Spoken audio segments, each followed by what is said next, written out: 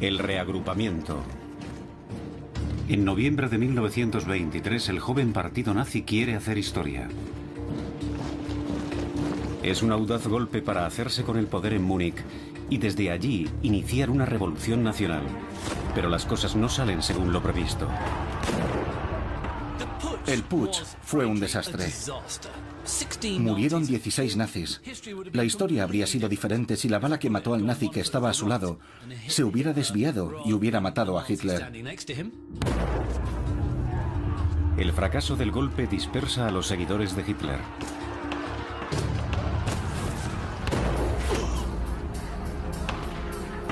Con graves heridas en la cadera y en la entrepierna, Hermann Göring, héroe de guerra y favorito de las clases altas, está huido. Después del putsch, Göring lo pasó mal. Estaba herido, pero consiguió cruzar la frontera con Austria, donde la policía alemana no podía tocarlo, y se hizo adicto a la morfina. Otro miembro fundador, el leal Rudolf Hess, también huye y se refugia en los Alpes bávaros. El putsch puede haber acabado mal, pero Hess está orgulloso de haber luchado junto a su amado Hitler. Hess tiene una personalidad fascinante. Es el único de todos, diría yo, a quien no le mueve la ambición. Sentía un genuino afecto por el movimiento y especialmente por Hitler, que iba más allá del juicio político. Para otros es peor. El matón del partido, el paramilitar Ernst Röhm, está encerrado en la cárcel de Stadelheim. La situación de Ernst Röhm es extraña. Era oficial del ejército y ahora un terrorista convicto. Heinrich Himmler no luchó en la Gran Guerra y para él participar en la marcha llevando una bandera era un motivo de orgullo. La reacción de Himmler es interesante. Tras la Primera Guerra Mundial se sintió decepcionado porque no pudo participar. Ansiaba algún tipo de honor militar. En el putsch vio una oportunidad. Himmler cree que el putsch es su gran momento, porque esa era la primera vez que veía algo de acción. Pero su partido fracasa totalmente. Desesperado por mantener vivo ese sueño, Himmler visita a su antiguo jefe, Ernst Röhm, en la cárcel. Aunque por ahora es evidente que la fiesta ha terminado. Pero la humillación es tan grande que vuelve a Múnich a vivir con sus padres.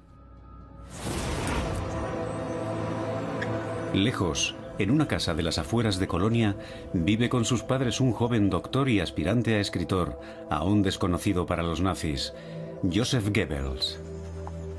No le impresiona el fracaso del golpe y escribe en su diario: un putsch nacionalista más en Múnich. El fracaso del putsch fue un desastre para Hitler y para el nacionalsocialismo. Los convirtió casi en criminales políticos. Esperaban que fuera algo más que un simple movimiento bávaro en Múnich. Esperaban que fuera el primer paso hacia un alzamiento nacional.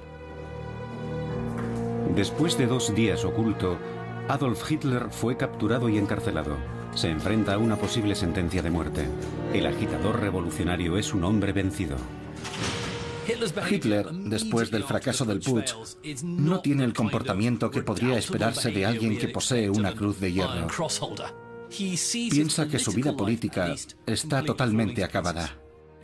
Está muy desanimado y, según dicen algunos de sus colegas, llega a contemplar la idea del suicidio.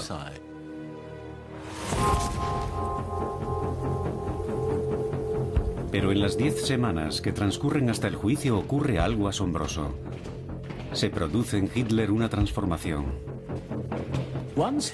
Una vez que supera esa fase de desesperación, se activa su sentido político. Y aunque va a ser sometido a juicio, cree que eso le proporciona una plataforma para difundir sus ideas. En lugar de pedir clemencia, Hitler pasa al ataque. Comprende que está en el centro del escenario y no hay un lugar en el que se encuentre mejor que en un escenario, de modo que da la vuelta al juicio a su favor. Curiosamente, muestra una asombrosa habilidad para convertir el desastre en una victoria. Transforma una humillación a los nazis en un triunfo, presentándose a sí mismo como una especie de mártir y salvador. Lanza arengas y discursos políticos en vez de responder preguntas. Y por supuesto provoca los aplausos del público. Hice lo que hice en el putsch por Alemania. Lo hice por el pueblo alemán. Me estáis juzgando, pero el destino me absolverá.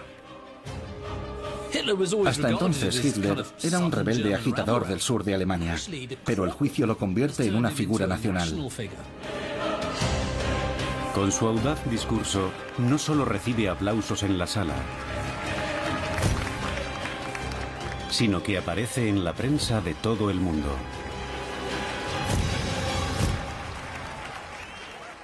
Por un acto de terrorismo como ese, podría haber pasado mucho tiempo en la cárcel. Pero fue condenado solo a 5 años. Es evidente que las autoridades bávaras mostraron bastante simpatía por Hitler.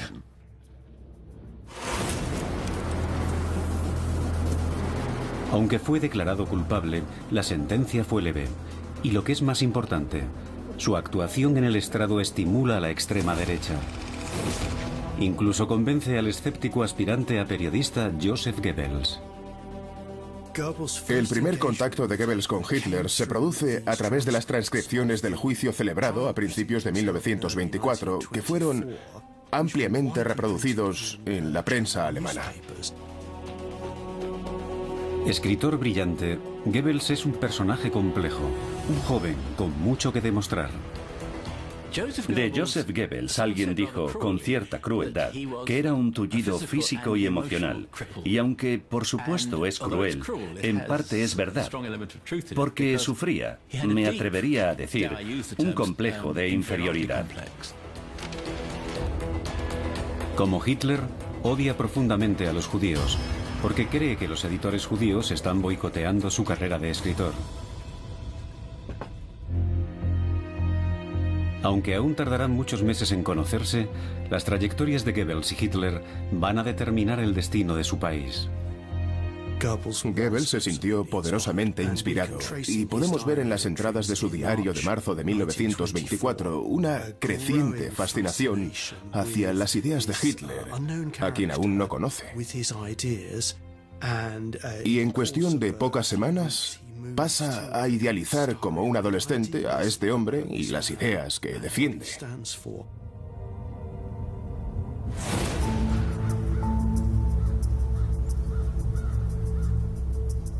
Igual que Hitler, Ernst Röhm también fue declarado culpable. Pero a Röhm le conceden la libertad condicional. Queda libre el mismo día que Hitler comienza a cumplir condena. Creo que Röhm piensa, bueno, el putsch ha fracasado y Hitler va a la cárcel. Quizá ahora tengo la oportunidad de jugar un papel más importante, de ser un pez gordo. Hitler le pide que reorganice las SA, el grupo paramilitar de camisas pardas del partido nazi. Como oficial caído en desgracia, a Röhm le gusta la idea de crear un ejército a su medida.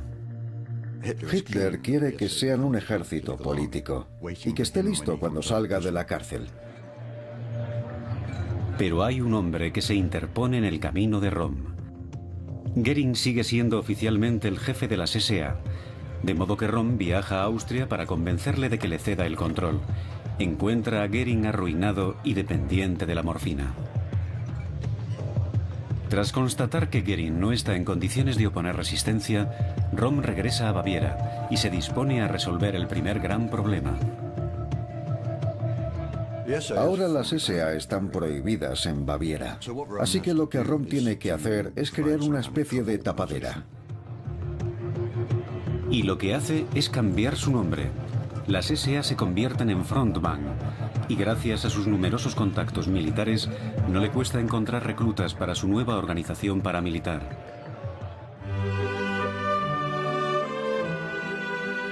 Mientras tanto, en la prisión de Landsberg, Hitler descubre que tiene admiradores en puestos importantes. Su celda parece más bien la habitación de un oficial y goza de todo tipo de privilegios. Tiene su propia celda y está forrada de libros. Hay unos 200. Incluso celebra allí su 35 cumpleaños. Fue una verdadera fiesta. Se convirtió en un día de celebraciones y tuvo visitantes, casi como un cortejo real, iban a presentarle sus respetos. Fue extraordinario para alguien que está en la cárcel. Hitler incluso tiene a su propio secretario personal, el incondicional Rudolf Hess. El veterano del ejército, Rudolf Hess, estaba un tanto perdido hasta que conoce a Hitler. Pero ahora, condenado a 18 meses por su participación en el putsch, descubre con regocijo que va a cumplir condena junto a su ídolo. Creo que Hess no creía en la suerte que había tenido al acabar en la prisión de Landsberg junto a Hitler, a quien idolatraba. Pero en esos primeros días, es el devoto seguidor quien inspira a Hitler. Tenía buena cabeza. Había escrito un trabajo en su época de estudiante que Hitler leyó y le hizo pensar en la cuestión nacional y en las penalidades de Alemania tras la guerra. En la prisión de Landsberg, Hess alimenta las ambiciones de Hitler y le anima para que adopte un nuevo papel, el del líder autoritario salvador de Alemania. Y eso es precisamente lo que Hitler quiere oír. Estar en la cárcel junto a su héroe Hitler es una oportunidad increíble para Hess. Están obligados a estar juntos y eso significa que puede estar a su lado todo el día. Por tanto, la relación entre los dos se estrecha. Hess utiliza el tiempo que pasan juntos para seducir a Hitler con una nueva y agresiva visión de la expansión de Alemania. Una idea que le inculcó su antiguo tutor, el doctor Karl Haushofer. Hess había sido alumno de Haushofer y tomó de él aquellas extrañas ideas geopolíticas que son incluso difíciles de definir, pero que planteaban la idea de que Alemania tenía un destino y derecho a expandirse. A través de Hess, empieza a dar forma a sus ideas sobre el Lebensraum. La teoría del Lebensraum, o espacio vital, se convierte en una nueva y poderosa motivación para Hitler. Es la semilla de un nuevo superestado germánico que debe extenderse hacia el este. De modo que Hess influye en el pensamiento de Hitler. Pero quizá la mayor aportación de Hess al movimiento nazi es animar a Hitler a poner por escrito su visión del futuro de Alemania.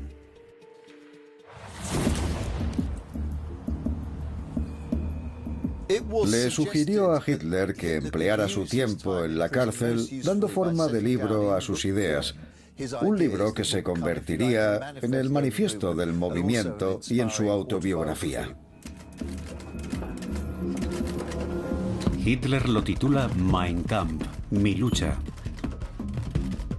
Pero en realidad Hess es su coautor. Ejerce influencia sobre Hitler a nivel emocional y a nivel intelectual, ideológico.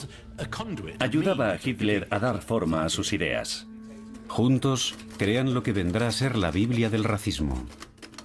Añora imperios germánicos del pasado y culpa del actual fracaso del país a los judíos y a los comunistas. Si leemos Mein Kampf hoy en día, parecen las palabras de un loco. Culpa a los judíos, al judaísmo, de todos los problemas del mundo, de los problemas del capitalismo, del comunismo.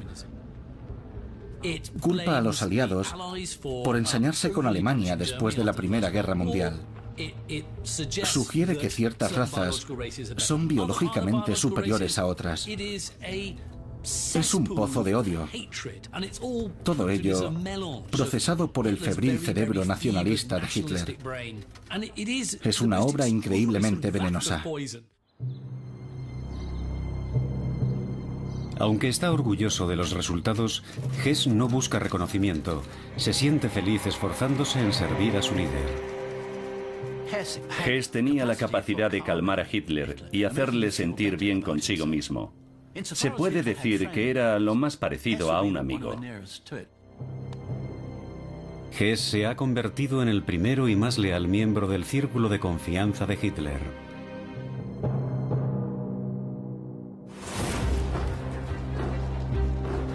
Pero a otros veteranos del fallido putsch no les va tan bien. Para Göring, los años que siguen al putsch son difíciles. Se repite lo que había experimentado tras la Primera Guerra Mundial. Es casi un vagabundo, no sabe ni lo que hace. Está en Austria. Básicamente vive de limosnas. No era así como Göring se imaginaba a sí mismo a estas alturas. Después de todo, era un héroe de guerra. Llevaba un Max azul colgado del cuello y ahora era un personaje marginado.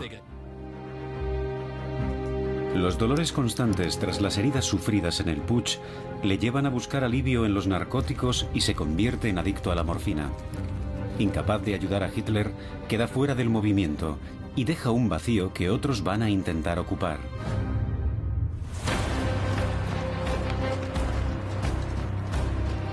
Uno de los que desean dejar su marca es Ernst Röhm. Röhm tiene ideas muy ambiciosas para las SA. De hecho, quiere que sustituyan al ejército si los nazis llegan al poder. Rebautizadas como Frontman, ahora cuenta con 30.000 hombres. Röhm ha creado su propio ejército privado, una fuerza de mercenarios preparada para tomar el poder en nombre de los nazis en el momento adecuado.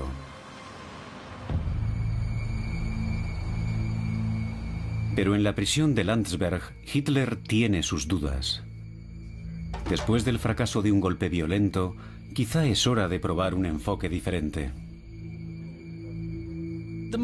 El legado más importante de Landsberg no es Mein Kampf. Por supuesto, es fundamental.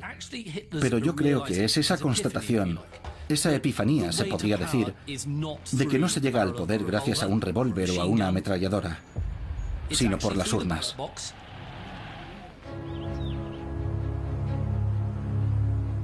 Röhm visita a Hitler en la cárcel.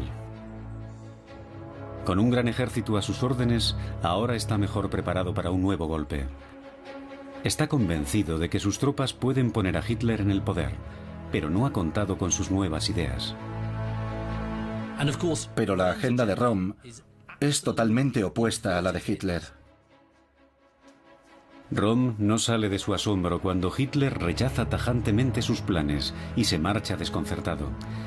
El ejército de Röhm es peligroso para Hitler. Los matones del Frontbahn pueden destruir sus posibilidades de conseguir la libertad condicional anticipada. El Frontbahn de Röhm comete cada vez más actos violentos. Y Hitler sabe que no puede permitirse que se le relacione con esta violencia callejera, de comportamiento ultraviolento. Si Hitler quiere que se le tome en serio como político, no puede permitirse que se le asocie con más violencia. En mayo hace una asombrosa declaración. Hitler no tiene más remedio que dimitir como líder del partido nazi en julio del 24. Él está en la cárcel y el partido fuera de la ley.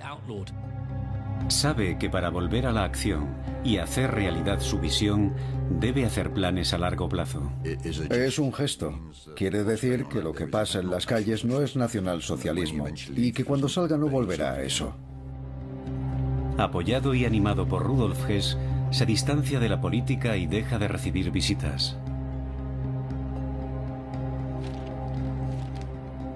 En octubre podrían liberarlo, y nada debe comprometer su puesta en libertad.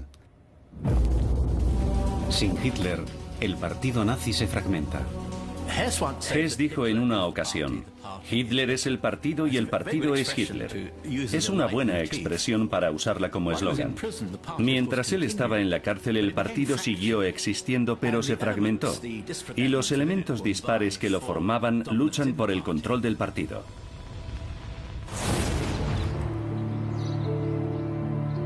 Pero el movimiento no se colapsa por completo, y en medio del caos político, tras superar su depresión y viendo la oportunidad de ascender en el partido, Heinrich Himmler inicia su ascenso. Durante un tiempo, parece que se retira de la vida política, aunque sigue manteniendo interés por la política de extrema derecha e intenta dar con la forma de reintegrarse en el movimiento lo más rápido posible. Himmler tiene potencial, es trabajador e inteligente, y en un partido de ideólogos y exaltados, Himmler es alguien que obtiene resultados. Es un hombre muy meticuloso, muy exigente. Y cualquier movimiento político necesita a alguien muy capaz en la sala de máquinas, por así decirlo. Himmler asume responsabilidades. Es alguien que resuelve problemas en el partido. Y cada vez más gente dice, bueno, que lo solucione Himmler. Tras la renuncia de Hitler, un jefe nazi local bávaro, Gregor Strasser, asume el papel de líder del partido. Poco después, Himmler se convierte en su ayudante. Para Strasser, igual que para los demás, en parte se trata de mantener un pie en la puerta, pero al mismo tiempo hay que seguir construyendo redes que puedan ser utilizadas más adelante. El partido nazi no es aún la formidable fuerza política que llegará a ser, pero Himmler demuestra que es imprescindible. Aunque oficialmente es el ayudante de Strasser, a los 24 años Himmler se convierte en el jefe extraoficial de los nazis de la Baja Baviera. Pero no es la única joven promesa que se alza sobre el caos. Joseph Goebbels nació en 1897 en el seno de una familia de clase media-baja en Raid, un pueblo de Renania. Como Hitler, Goebbels ha sido en cierto modo un niño mimado. En la infancia le costaba hacer amigos. En su juventud, Goebbels sufrió una serie de operaciones en un pie que le dejaron una discapacidad permanente y el resto de su vida caminó con una pronunciada cojera. De modo que desarrolló un carácter reservado y solitario. Como Hitler, Goebbels piensa que merece un destino mejor y ha encontrado a quien culpar de sus propios fracasos en la Alemania de posguerra. Goebbels es un joven con un gran ego. Tiene un doctorado a sus espaldas. Ha escrito libros y obras de teatro que no ha publicado ni estrenado. Y también tiene una vena antisemita extremadamente violenta.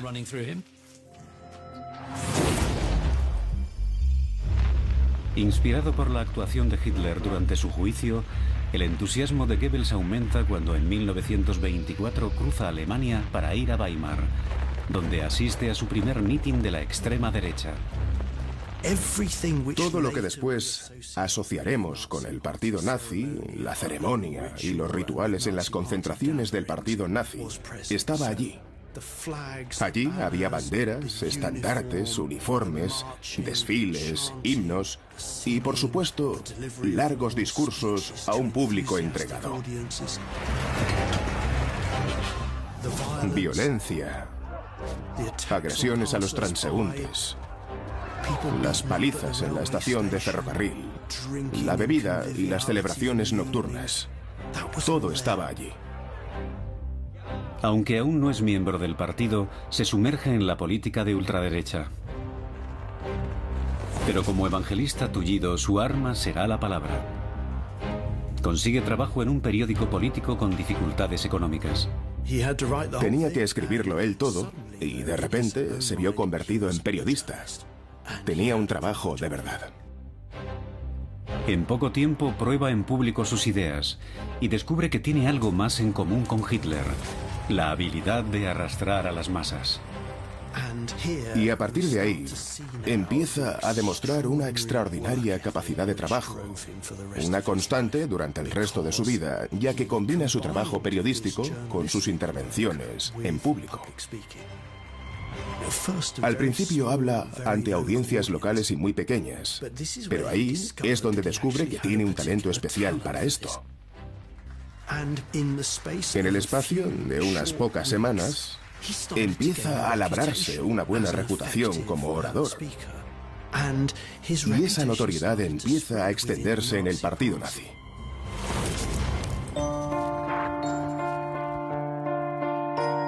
El 20 de diciembre de 1924, tras cumplir 9 meses de una condena de 5 años, Hitler deja a Hess en la cárcel y queda en libertad.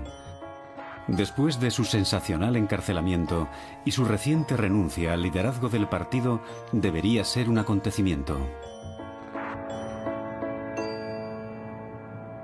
Pero no hay multitudes esperándole. Solo un coche. Las cosas han cambiado y su país ya no ansía desesperadamente un Mesías.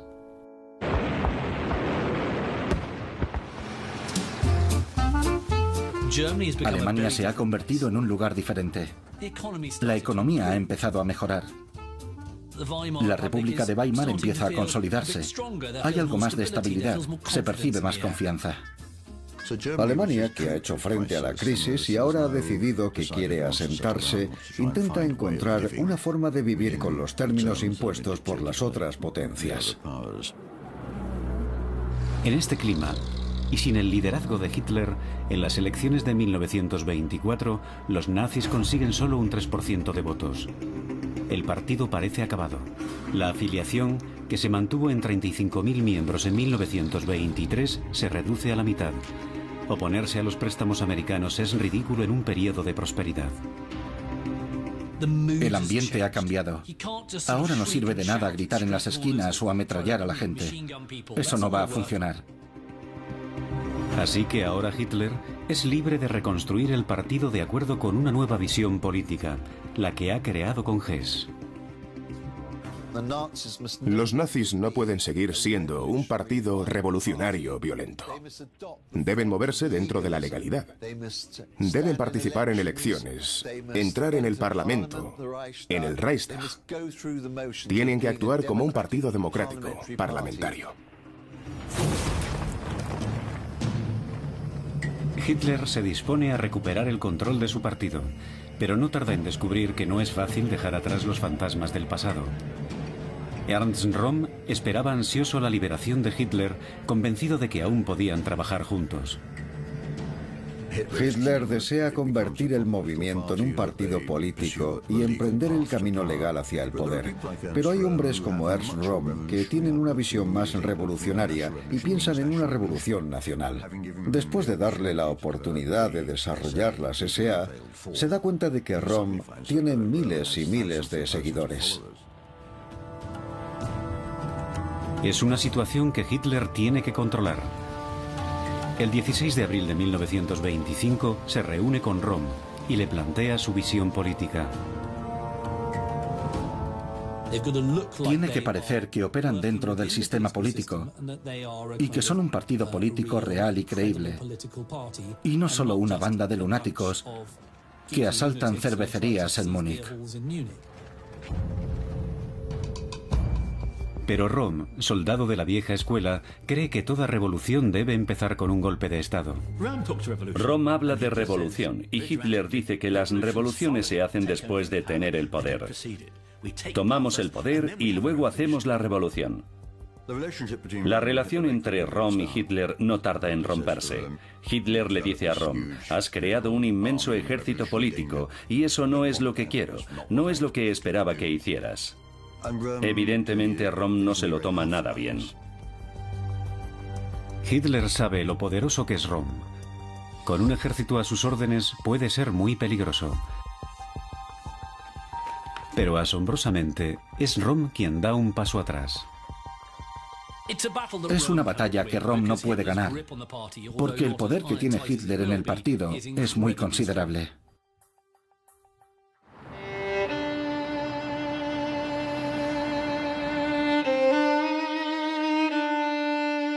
Al día siguiente, escribe una carta a Hitler renunciando al liderazgo del Frontbang y de las SA, pero le pide que no se rompa su amistad.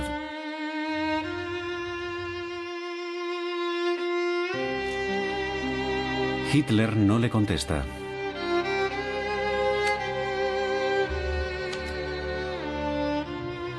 Finalmente, Röhm lo deja todo y decide irse a Bolivia, al otro lado del mundo.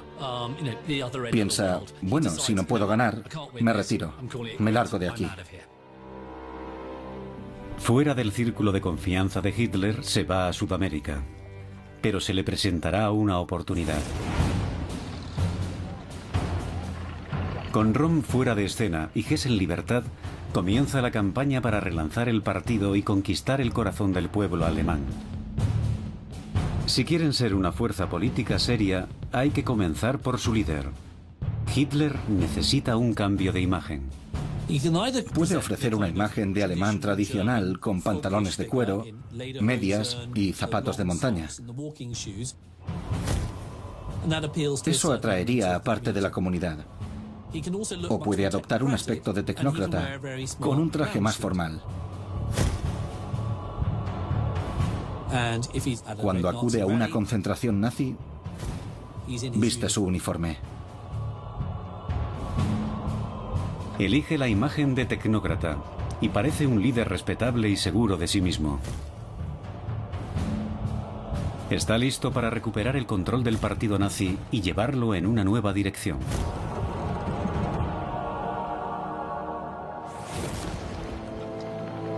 A principios de 1925 se levanta la prohibición que pesaba sobre el partido y sus medios de propaganda. Pero la mala noticia es que su líder no puede dirigirse al pueblo alemán. Una de las condiciones para que Hitler consiga la libertad condicional es que no hable en público hasta que le den permiso. Pero no mantiene su palabra, porque sí da discursos.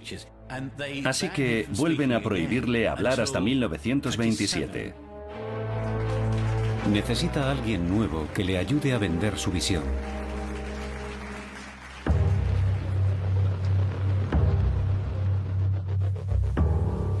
Cuando se levanta la prohibición del partido, Joseph Goebbels es de los primeros en inscribirse.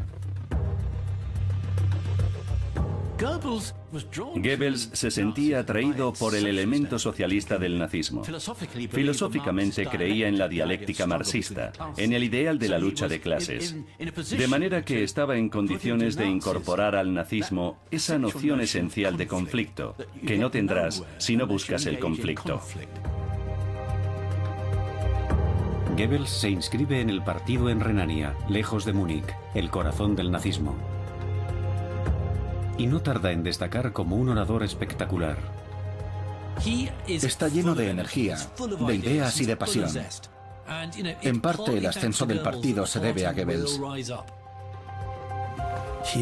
Así que se embarca en un programa de intervenciones públicas y viaja sin descanso, constantemente, de un extremo a otro de Alemania, hablando en cervecerías, en salones o en ayuntamientos. Da discursos, muchos discursos. Exactamente 189 en 12 meses. Es una cantidad enorme. Su reputación comenzó a extenderse en el partido nazi y en toda Alemania se empezó a hablar de aquel joven de Renania que era capaz de hablar de esa forma tan brillante y arrebatadora.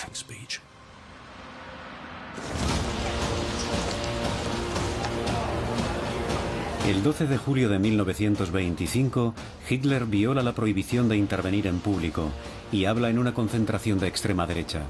Goebbels está entre el público.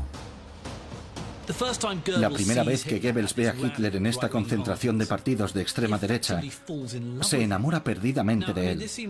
Ya sé que parece extraño usar esta expresión, pero la palabra amor, para referirse a Hitler, aparece en varias ocasiones en los diarios de Goebbels. Goebbels comprende que Hitler es su futuro. Ese momento cambiará su vida.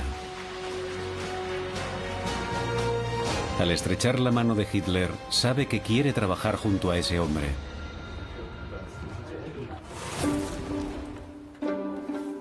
Goebbels estaba ansioso, entusiasmado, desesperado por formar parte del círculo de amigos de Hitler. Pero, ¿cómo entrar? Entonces piensa, lo que haré es ser útil. Voy a ser vital, esencial para el movimiento. El plan de Goebbels funciona. Las autoridades pueden cerrar los ojos ante las apariciones de Hitler a nivel local, pero si osa intervenir en un acto nacional, sabe que será arrestado. El partido nazi necesita un rostro público, y ese puede ser el de Goebbels.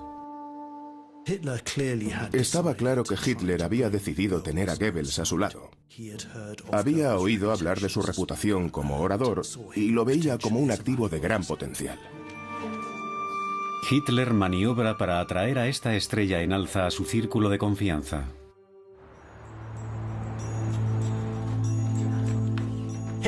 Hitler reconoció el talento de Goebbels, quería utilizarlo, y para eso debía introducirlo en su círculo, y Goebbels estaba deseando formar parte del mismo.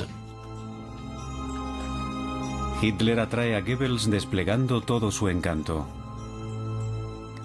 Una vez que cae bajo el hechizo de Hitler, se enamora de él, casi como un colegial. Hitler quiere ver de qué madera está hecho Goebbels. Invita a Goebbels a visitar la sede del partido y también a hablar en la cervecería que había sido el epicentro del putsch de 1923. Y Goebbels no le defrauda. El acto en sí fue todo un éxito. Goebbels habló muy bien. Después dijo que Hitler le había abrazado con lágrimas en los ojos. Y a partir de ese momento surge una relación personal muy estrecha entre esos dos hombres. Goebbels se convierte en el nuevo elegido de su círculo de confianza y Hitler lo pone inmediatamente a trabajar.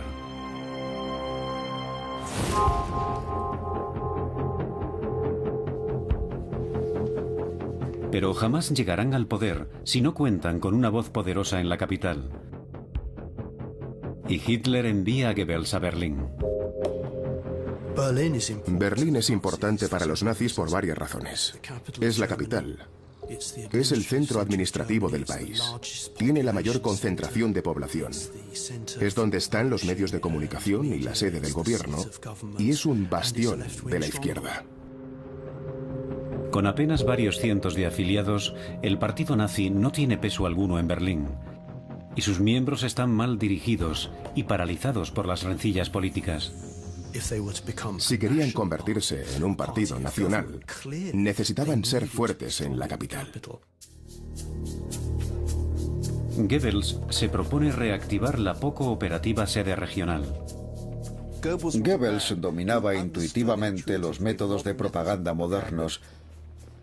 Convertía un funeral, una boda o un mitin en un evento del partido nazi. Hacía salir camiones a las calles a lanzar panfletos. Lo cubría todo de carteles incendiarios. Fundó un periódico radical cuyo nombre, Der Angriff, el ataque, lo dice todo sobre la agresividad nazi. Pero Goebbels sabe que su arma más eficaz es su oratoria. Desarrolló un estilo cargado de sarcasmo, de comentarios despectivos e hirientes hacia sus adversarios y enemigos. Sabía cómo callar a los alborotadores. Goebbels también revela su carácter despiadado. En un Berlín dominado por los comunistas, respalda sus elaborados discursos con la más clásica brutalidad. Goebbels no era una figura típicamente masculina, y creo que intenta compensarlo con ese amor por la violencia. Aunque los nazis se han comprometido a respetar la legalidad, siempre intentan burlarla. Y Goebbels promueve la violencia en las calles contra los comunistas. Sabe organizar escaramuzas, peleas callejeras, narices rotas, ventanas hechas añicos o sillas rotas. Se podría decir que esa es la banda sonora del Berlín de Goebbels. Bajo el mando de Goebbels, los matones del partido nazi, los camisas pardas de las SA, hacen correr la sangre para provocar a los partidos de la oposición. Parece que se extendió la idea de que si Goebbels daba un discurso, esa noche el espectáculo estaba garantizado.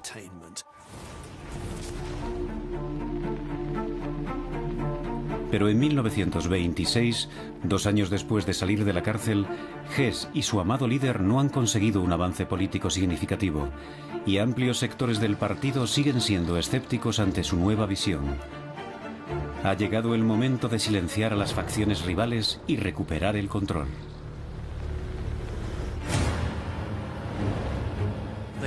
Empiezan a pensar que cuanto más tiempo tarden en obtener los resultados electorales que necesitan, más difícil va a ser. Se cuestionan si el partido está estructurado de la forma más efectiva. Relanzan el partido según las nuevas directrices y crean un gobierno virtual a la espera. Hitler maneja las riendas y su leal ayudante Hess controla el acceso al líder y sus compromisos. Las amenazas a su liderazgo se eliminan.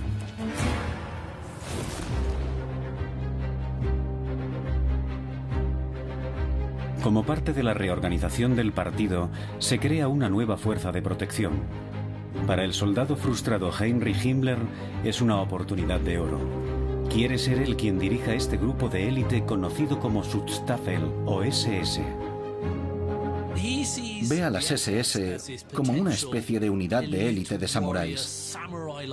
No solo va a ser la guardia personal de Hitler, también será la auténtica encarnación del ideal nazi. Y Himmler quiere estar en el centro de esa unidad. Al contrario que en otras regiones, que eligen a los SS entre los camisas pardas de las SA, en la Baja Baviera, Himmler selecciona a hombres que no solo son guardaespaldas de élite. Sus SS personifican la supremacía racial nazi y el ideal de virilidad germana. En los primeros años del proceso de formación de las SS, Himmler invierte mucho tiempo en seleccionar a los nuevos miembros de su organización. Cree firmemente, por ejemplo, que la apariencia física es un reflejo de la pureza racial. A partir de sus fotografías, elimina a los candidatos que no se ajustan al estereotipo ario. Además, los candidatos deben demostrar su ascendencia germana al menos hasta el siglo XVIII. La postura de Himmler sobre las SS evoluciona a lo largo de los años 20. Le atrae mucho la idea mística, podríamos decir, de un grupo de caballeros aún más puros que el resto.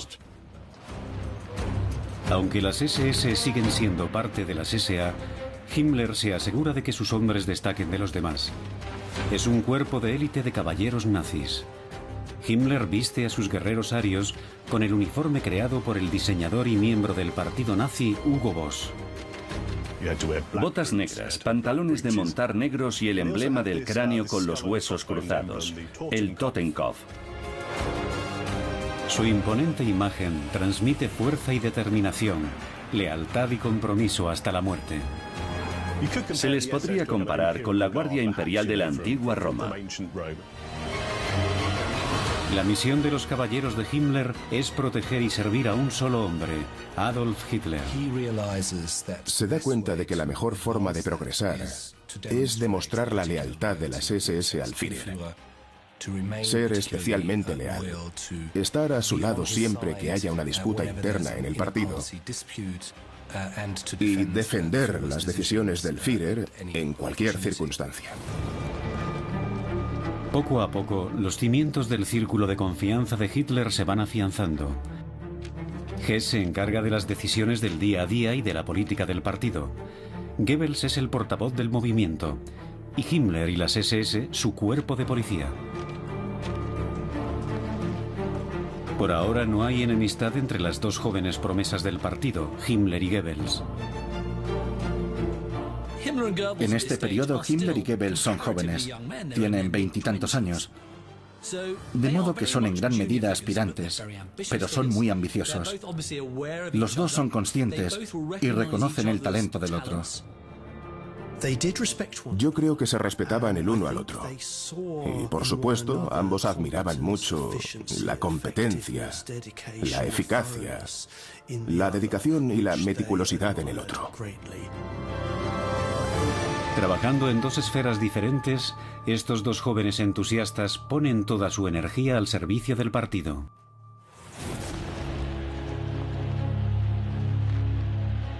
En 1927 acaba la prohibición de Hitler de hablar en público, y el partido emplea su arma más potente sobre la opinión pública alemana. Su mensaje es que Alemania debe recuperar el control de sus finanzas, usurpado tras la Primera Guerra Mundial. Cuando le permiten hablar, elige un tema que será una cuestión clave. La recuperación de Alemania no puede estar bajo el control de potencias extranjeras. De ese modo, Hitler se convierte en una figura prominente que defiende el interés de Alemania. Los discursos populistas de Hitler atraen a las masas.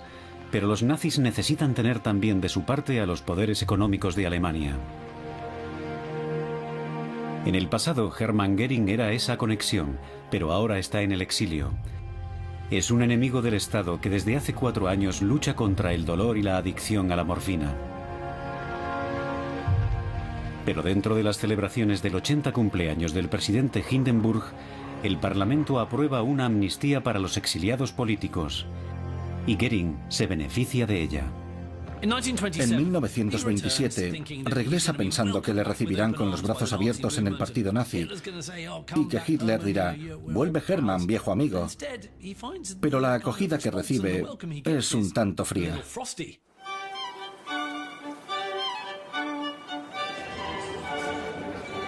Pero Hitler sabe que Göring tiene cualidades que serán imprescindibles. El principal activo que tiene Göring es su personalidad. Es sociable y tiene contactos. Con su estatus de héroe y sus contactos, es el embajador perfecto del partido. Enseguida se convierte en el enlace entre los nazis y la clase alta conservadora alemana. No lo ven como un peligroso terrorista político. No es como Himmler o Goebbels, y será útil al partido tendiendo puentes con la élite conservadora.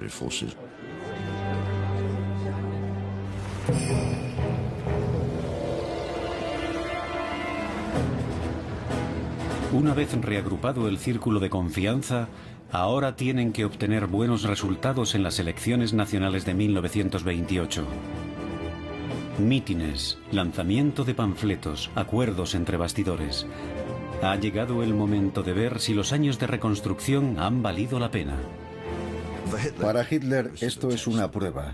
Confía en que el año 1928 sea un punto de inflexión, el camino legal al poder para obtener votos y escaños. Pero aunque la maquinaria nazi funciona bien, su mensaje de crisis inminente desentona con el ambiente general. Las elecciones de 1928 para el partido nazi son un desastre absoluto. Intentaban demostrar que eran un partido legítimo y que su visión nacionalsocialista era la solución para Alemania. Pero los votantes no eligieron las ideas de Hitler. Obtienen un 2,6% de votos del total nacional, 100.000 menos que en las elecciones de 1924. Después de 4 años de duro trabajo, es un resultado catastrófico.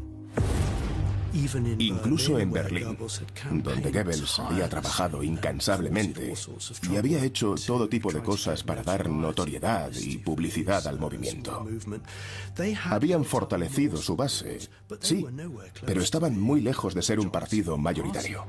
Mientras en Alemania persista la sensación de prosperidad, nadie quiere oír hablar de miseria y desolación. Los partidos marginales necesitan una crisis para acceder al poder. En 1928 los alemanes se sienten optimistas y no quieren que Adolf Hitler los saque de su zona de confort. Los nazis consiguen solo 12 de los 500 escaños del Reichstag. Del círculo de Hitler, solo Goebbels y Göring son elegidos miembros del Parlamento. Es un triste consuelo. A finales de 1928 es evidente que el Partido Nacional Socialista está en crisis. Su afiliación está creciendo, pero lentamente. Lo que necesitan es una crisis. El partido no va a convertirse en uno de los principales actores políticos sin una crisis. Mientras sus predicciones de una catástrofe financiera caen en oídos sordos, el partido nazi está a punto de desaparecer como fuerza política. Necesita un milagro. Y el milagro llega. El 29 de octubre de 1929, Wall Street se hunde y los financieros estadounidenses exigen el pago de sus préstamos a Alemania. De la noche a la mañana, el país vuelve a caer en la anarquía y en la bancarrota generalizada. Solo un hombre predijo que eso ocurriría: Adolf Hitler. Inmediatamente pasa de ser un político de segunda a convertirse en profeta. Mientras el país se sumerge en el caos, los ambiciosos personajes que rodean a Hitler ven una oportunidad de oro que van a aprovechar sin la menor vacilación.